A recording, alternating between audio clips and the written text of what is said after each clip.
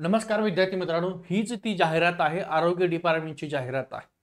राष्ट्रीय आरोग्य अभियान मुंबई अंतर्गत समुदाय आरोग्य अधिकारी कॉन्ट्रॅक्ट म्हणजे कॉन्ट्रॅक्ट बेसवर जागा आहेत. भरण्यासाठी जाहिरात आहे. टोटल जर पद पाहिले असेल तुम्ही तर 1974 पद आहेत, म्हणजे 1974 एवढ्या पदासाठी ही जाहिरात आहे. सविस्तर कास्ट वाईज आपण संपूर्ण डिटेल जाहिरात पाहूया आणि कुठल्या पदासाठी जागा नाही ते पण सविस्तर आपण या ठिकाणी या जाहिरातीमध्ये ही वेबसाईट दिलेली आहे जी निळ्या रंगात दिसते ती.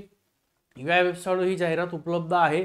आपला टेलिग्रामचा ग्रुप जॉईन करा. या व्हिडिओच्या डिस्क्रिप्शन त्याची लिंक दिली आहे, तिथं सुद्धा तुम्हाला ही जाहिरात आहे. फॉर्म भरायचा असेल तर फीस किती आहे ती सुद्धा सगळी माहिती दिलेली, वय किती आहे ती सुद्धा माहिती बघा. तुम्ही जर खुल्या प्रवर्गातून फॉर्म भरणार असाल तर तुम्हाला फीस त्या ठिकाणी दिलेली 1000 रुपये फीस. ओपन मधून फॉर्म भरणार असाल तर 1000 रुपये फीस आहे. तुम्ही मागासवर्ग म्हणजे कास्ट मधून फॉर्म भरणार असाल तर 900 रुपये फीस आहे. अनाथ उमेदवार असेल तर 900 रुपये फीस आहे. माजी सैनिक, दिव्यांग माजी सैनिक यांना परीक्षा फीस नाहीये, फ्री मध्ये म्हणजे परीक्षा शुल्क माफ आहे त्यांना. ठीक आहे. त्याच्यानंतर फक्त ऑनलाईन पद्धतीनेच परीक्षा शुल्क स्वीकारले जाणार आहे. परीक्षा शुल्क भरल्याबाबतची ऑनलाईन चलनाची पावती प्रती ऑनलाईन पद्धतीनेच केलेल्या अर्जाच्या प्रतीसोबत कागदपत्र तपासणी, म्हणजे ज्यावेळेस तुमचं सिलेक्शन होईल त्यावेळेस डॉक्युमेंट चेकिंग होईल त्यावेळेस तुम्हाला ही पैसे भरलेली पावती सुद्धा जपून ठेवायची, सोबत न्यायची, हे त्यांनी स्पष्ट दिलेलं आहे. ओके, चला आता बघूया आपण या ठिकाणी जर पाहिलं असेल अर्ज भरण्यासंदर्भामध्ये सादर करण्याबाबत काही त्या ठिकाणी सूचना दिल्या आहेत ते पाहण्या अगोदर डायरेक्ट आपण जागावरती येऊया. जागा कोणकोणत्या आहेत त्या जागेसंदर्भात आपण येऊया. इथं तुम्हाला दिलेले बघा शैक्षणिक अर्थसंदर्भामध्ये वयाचा पुरावा काय ते सगळं दिलेलं आहे. कोणी फॉर्म भरायचा आहे, प्रोफाईल कशी भरायची, पैसे कसे भरायची, सगळी डिटेल माहिती, अर्ज सादर करायचा आहे, ही सगळी तुम्ही वाचून घ्या. ऑलरेडी ही पीडीएफ आपल्या टेलिग्रामला दिलेली आहे. टेलिग्रामचा ग्रुप सुद्धा जॉईन करा.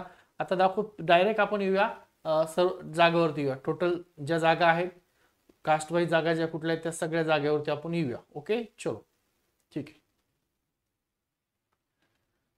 ठीक आहे, एक सेकंड. आल्या ह्या जागा, टोटल जागा. आता टोटल जागा किती आहेत तर 1974 टोटल जागा आहेत. इथे दिसत असेल तुम्हाला. टोटल सगळ्या जागा वरती घेतो थोडस. ठीक आहे, बघा पदसंख्या टोटल 100% किती जागा आहेत तर 1974, म्हणजे 1974 या पूर्ण जागा आहेत.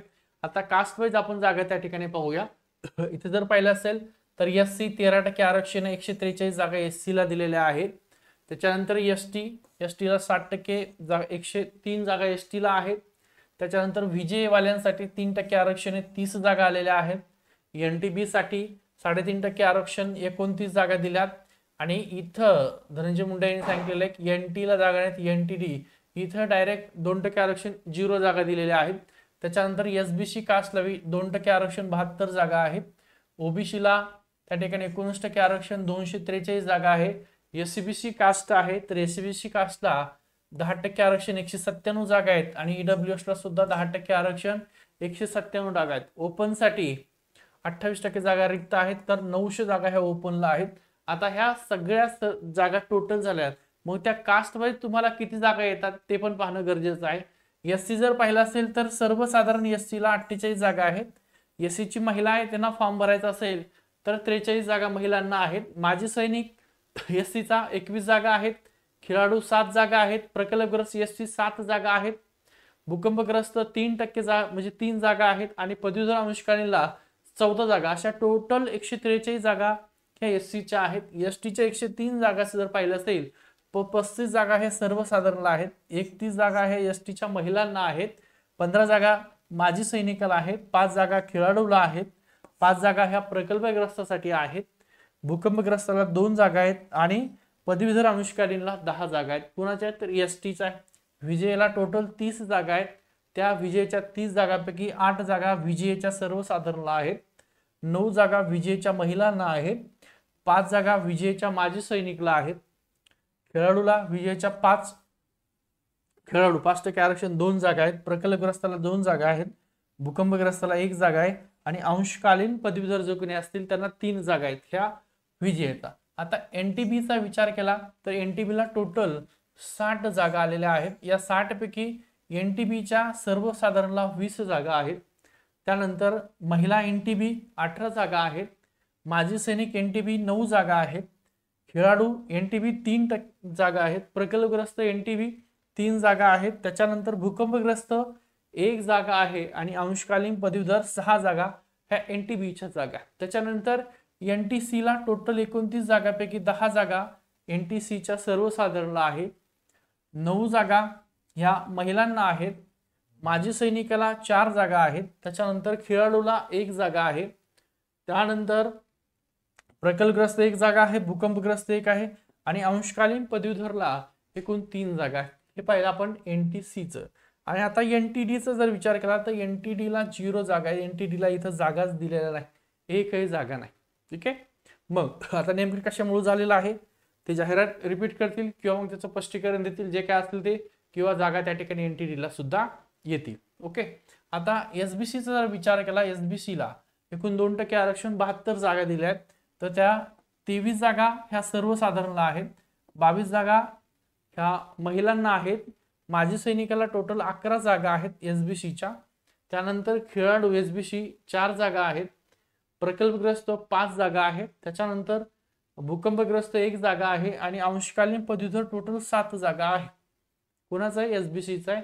ओबीसीला टोटल 243 जागा आहेत, 81 ह्या ओबीसीच्या सर्वसाधारण जागा आहेत, ओबीसीच्या महिलांना 73 जागा आहेत, माजी सैनिकाला टोटल 36 जागा आहेत, खेळाडूला 12 जागा आहेत, त्याच्यानंतर प्रकल्पग्रस्त 12 जागा आहेत, भूकंपग्रस्त 5 आहेत आणि अंशकालीन पदवीधरला 24 जागा आहे.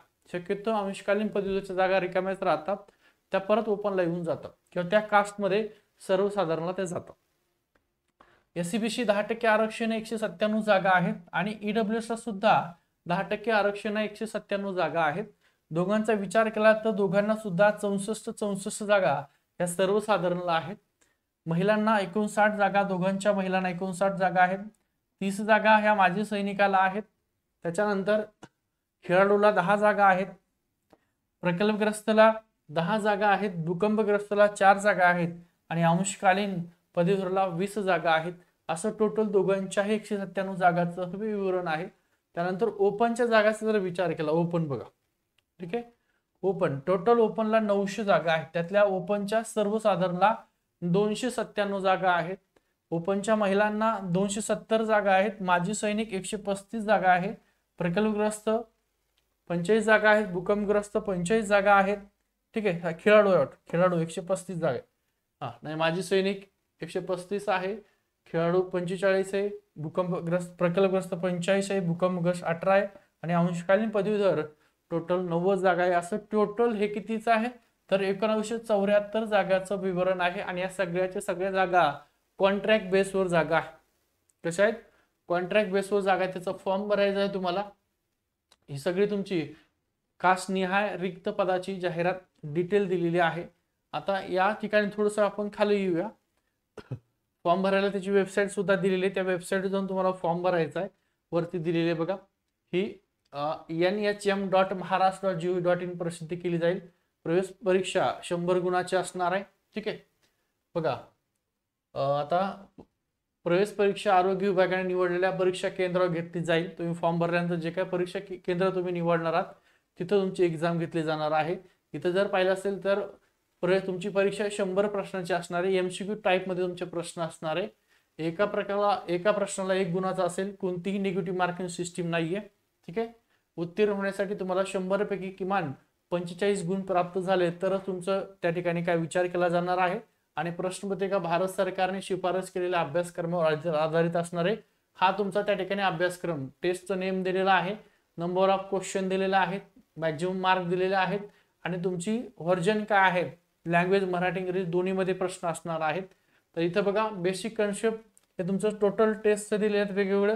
त्या टेस्टमध्ये काय काय सिलेबस आहे, हा तुमचा टोटल सिलेबस 60 प्रश्न आहेत, 60 मार्काला तुम्हाला दिले जाणार आहे. ठीक आहे. त्याच्यानंतर जनरल नॉलेजचे 20 प्रश्न आहेत 20 मार्काला. आणि NHM प्रोग्राम जो आहे, NHM हा प्रोग्राम रिलेटेड तुम्हाला 20 प्रश्न विचारले जाणार आहेत 20 मार्काला. असं टोटल तुमचे 100 प्रश्न 100 गुणाला आणि कमीत कमी 45% गुण पडलेलेच पात्र होणार आहे. आता ते 45% गुण पडले म्हणजे तुमचं सिलेक्शन झालं असं होणार नाही. ज्यांना जास्त मार्क असतील तुमच्या फॉर्मनुसार त्याच्यानुसार तुमचं फायनल सिलेक्शन त्या ठिकाणी होणार आहे. प्रवेश परीक्षेचा निकाल आरोग्य विभागाच्या वेबसाईटला दिलेला आहे. संपूर्ण माहिती जी तुम्ही वेबसाईटला पाहू शकता, किंवा ही जी काय PDF आहे ही PDF आपल्या टेलिग्रामला दिलेली आहे. टेलिग्रामचा ग्रुप जॉईन करा, तिथं ही PDF व्यवस्थित बघून घ्या. सविस्तर डिटेल सगळी माहिती त्या ठिकाणी दिलेली आहे. परीक्षा ऑनलाईन तुमच्या असणार आहे, त्यामुळे सत्राच्या प्रश्नपत्रिका स्वतंत्रपणे उपलब्ध केल्या जाणार असून एकापेक्षा जास्त सत्रात परीक्षा आयोजित करण्यात येणार आहे. सत्र 1 अंतिम सत्र, यामधील प्रश्नपत्रिका स्वरूप आणि त्याची काठिण्य पातळी तपासण्यात येऊन समानीकरण करणं म्हणजे नॉर्मलायझेशन पद्धत त्या ठिकाणी केली जाणार आहे. समजा खूप फॉर्म आले आणि तुमची एक्झाम 5 ते 6 दिवस चालली, तर मग तुमच्या वेगवेगळ्या शिफ्ट असतील, पहिल्या दिवशी 3 शिफ्ट अशा टोटल, मग त्या सगळ्या शिफ्टला नॉर्मलायझेशन केलं जाणार आहे आणि मग तुमचा त्या ठिकाणी काय केलं जाणार आहे, निकाल जाहीर केला जाणार आहे आणि तुमचा निकाल तो फायनल असणार आहे. थोडंसं खाली येऊ आपण. ओके, चला एकदा बघूया आणि PDF सगळी बघून घ्या, एकदा सगळ्यांनी PDF बघून घ्या. मोबदला महिन्याच्या प्रमाणपत्र प्रशिक्षण दरम्यान प्रशिक्षणार्थी म्हणून निवडलेल्या उमेदवाराला, तुम्ही प्रशिक्षणार्थी म्हणून निवडले जाणार, तुमचे सिलेक्शन झाल्याच्या नंतर रक्कम 10,000 रुपये दरमहा स्टायपेंड दिलं जाईल. आयुष्यमान आरोग्य मंदिर उपकेंद्र इथं कॉन्ट्रॅक्टवर समुदाय आरोग्य अधिकारी म्हणून नियुक्ती झाल्याच्या नंतर तुम्हाला 25,000 वेतन दरमहा प्लस 15,000 रुपये कामावर आधारित मोबदला प्रति महिना दे राहणार आहे. म्हणजे साधारणतः एक 40,000 पेमेंट असेल. राज्याने निश्चित केलेल्या अतिदुर्गम आदिवासी भागात रक्कम 15,000 अतिरिक्त तुम्हाला ती सुद्धा दिली जाणार आहे. हे संपूर्ण तुमचं पेमेंटचं विवरण त्या ठिकाणी दिलेलं आहे. परीक्षेचं वेळापत्रक तुम्हाला या वेबसाईटवर दिलं जाणार आहे. अजून त्यांनी वेळापत्रक दिलेलं नाहीये.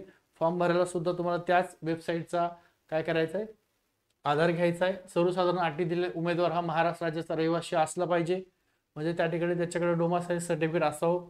आता कधीचंही चालतं, डोमासाईल काही प्रॉब्लेम नाही, मागचं जुनं असेल तरीही चालतं. कर्नाटक भागातले असाल तुम्ही, जे काय 685 गावं आहेत, 65 गावं आहेत, ठीक आहे, तिथले 15 वर्षाचं वास्तव असलेलं रहिवासी असला तरी तुम्ही त्या ठिकाणी फॉर्म भरू शकता. वयोमर्यादा, तर वयोमर्यादा बघा, कमीत कमी ओपन असाल तुम्ही तर ओपन असेल, कास्ट असेल कमीत कमी 18 वर्ष, ओपन असाल तर 38 वर्ष, कास्टमध्ये असाल तर 43 वर्षापर्यंत, आणि त्यात माजी सैनिक असेल तर त्यांना सूट दिलेली आहे. मग प्रकल्पग्रस्त, भूकंपग्रस्त यांना सुद्धा सूट दिलेली आहे. आता इथं आरक्षण दिलेलं आहे, खुला प्रवर्ग कमीत कमी 18 वर्ष, ठीक आहे, जास्त जास्त 38 वर्ष. त्यानंतर मागासवर्गीय उमेदवार कमीत कमी 18 वर्ष, जास्त जास्त 43 वर्ष. मग दिव्यांग उमेदवार असेल 45 वर्षापर्यंत फॉर्म भरू शकतो. प्रकल्पग्रस्त 45 वर्ष, भूकंपग्रस्त 45 वर्ष, पण अंशकालीन उमेदवार जर असेल तर 55 वर्षापर्यंत तो फॉर्म भरू शकतो. माजी सैनिक, त्याचा जो त्यांनी जो काय सेवा कालावधी केला आहे तो सेवा कालावधी प्लस त्याला 3 वर्ष वयामध्ये सूट दिली जाते. माजी सैनिक आणि दिव्यांग असेल तर 45 वर्षापर्यंत फॉर्म भरता येतोय. बाकी खेळाडू असेल, अनाथ असेल किंवा स्वातंत्र्य सैनिकाचा पाल्य असेल तर खेळाडू आणि अनाथाला 43 वर्ष, स्वातंत्र्य सैनिकाचा तो जर पाल्य असेल तर तो 45 वर्षापर्यंत फॉर्म भरू शकतो. ठीक आहे, चला सामाजिक आरक्षण दिलेले, थोडंसं आपण खाली येऊया. आता इथं तुमचं वेळापत्रक दिलंय की इथं बघूया एकदा, एक सेकंड. चला, सिलेबस झालाय, सगळे डिटेलमध्ये माहिती झालेली आहे. एकदा ही संपूर्ण PDF आहे, तुम्ही वाचून घ्या, सगळी PDF डिटेलमध्ये वाचा, त्यात तुम्हाला सगळ्या माहिती दिलेल्या आहेत. ओके, चला आपला टेलिग्रामचा ग्रुप आहे तो जॉईन करा, या व्हिडिओच्या डिस्क्रिप्शन मध्ये त्याची लिंक दिलेली आहे. हा, आणि आपलं YouTube हे जे काय चॅनल आहे सबस्क्राईब करा, कारण तुम्हाला याच्यावरती प्रश्न आपण फ्रीमध्ये घेणार आहोत, संपूर्ण दिलेला आहे. ओके, चला ऑनलाईन पद्धतीने तुम्हाला परीक्षा शुल्क भरायचं आहे. 4/12/2025 दिलंय, इथं त्यांची स्वाक्षरी केलेली आहे डिटेलमध्ये, आणि हा नमुना दिलेला लहान कुटुंबाचं प्रतिज्ञापत्र आहे, नंतर भरता येते ते फॉर्म भरताना. ठीक आहे, ही डिटेल माहिती आहे, चेक करून घ्या. व्हिडिओ आवडला तर व्हिडिओ लाईक करा, शेअर करा, सबस्क्राईब करायला त्या ठिकाणी विसरू नका. आता NTTला जागा नाही, एक तर शक्यता कशामुळे झालेलं आहे, किंवा मग ही जाहिरात परत डबल येऊ शकते, तिथं जागा त्यांना येऊ शकतात, किंवा मग चुकीने झालं असेल यांच्याकडून, असं बी होऊ शकतं. जे काय असेल ते, हे संपूर्ण डिटेल तुम्हाला PDF दिलेली, गव्हर्नमेंटची PDF आहे, तुम्ही सुद्धा पाहिलेली आहे. ओके, थांबतोय.